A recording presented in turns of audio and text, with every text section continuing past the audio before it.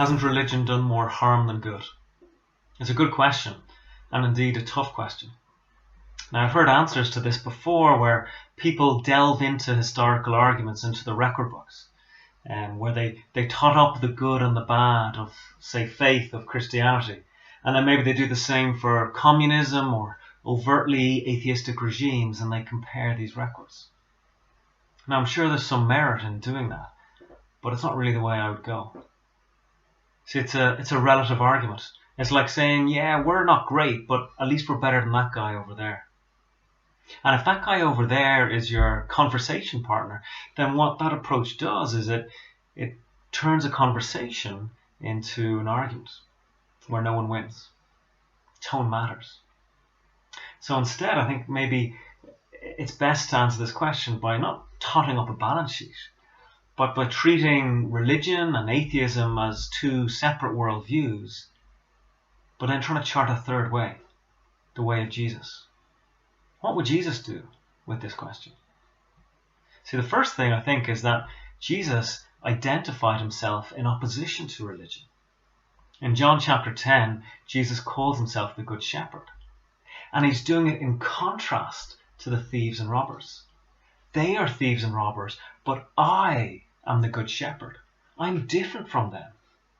And the people that he's talking about, the thieves and robbers, it was the Pharisees. And the Pharisees were the religious people of his day. So what Jesus is doing is he's saying that religion is bad. He's saying he's not on the side of religion, and he fought against it his whole life. So I don't think Jesus wants to be dragged into this fight. That's not what he wants. He doesn't want to have to defend religion. Second thing is that Jesus identified the problem with religion. He diagnosed it. The problem with religion is not that it's too much faith, that their faith is too radical or too militant, but rather that it's too little faith. What Jesus said of the Pharisees is that their faith was only a surface level faith. So in Matthew 23, when Jesus is speaking judgment on the religious, on the Pharisees, he tells people to watch out for them, and because they do not practice what they preach. And then he compares them to this picture of a cup, of a dirty cup, where the outside is made clean, but not the inside. Now, next time you're in a coffee shop or you're at a friend's house and they're making you a tea or a coffee, I think you'll know pretty quick which side, the inside or the outside, is most important to be clean. The problem is on the inside. The problem is the human heart, because all things flow from the human heart, both harm and good. So what can change the heart? That's really what this question comes down to. And third, I think that it is Jesus who offers this change, and only Jesus. Jesus tells us that religion can't offer this change, that religion can actually make things worse. See, if the problem is the human heart and that our hearts are already curved in on themselves, then religion, with this focus on what we have done, on our achievements, on our religious practice, confidence in self, confidence in the flesh, boasting, that's only going to make things worse. It's going to lead to pride.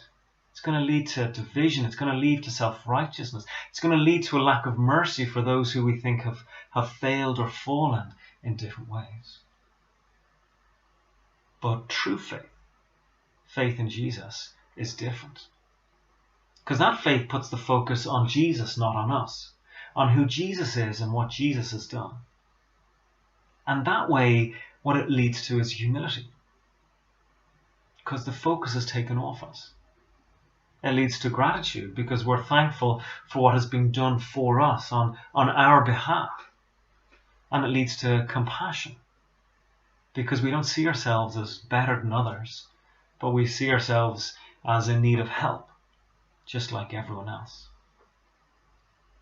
And Jesus offers then the most wonderful promise, the promise of a new heart, of change, of internal change on the inside. That we can be people of fresh, new character. And that as we walk with Jesus, we walk into a whole new way of living. So yes, religion has done a lot of harm, and it will continue to do a lot of harm. But Jesus is different. And he can inspire, he can motivate, and he can develop good in us all.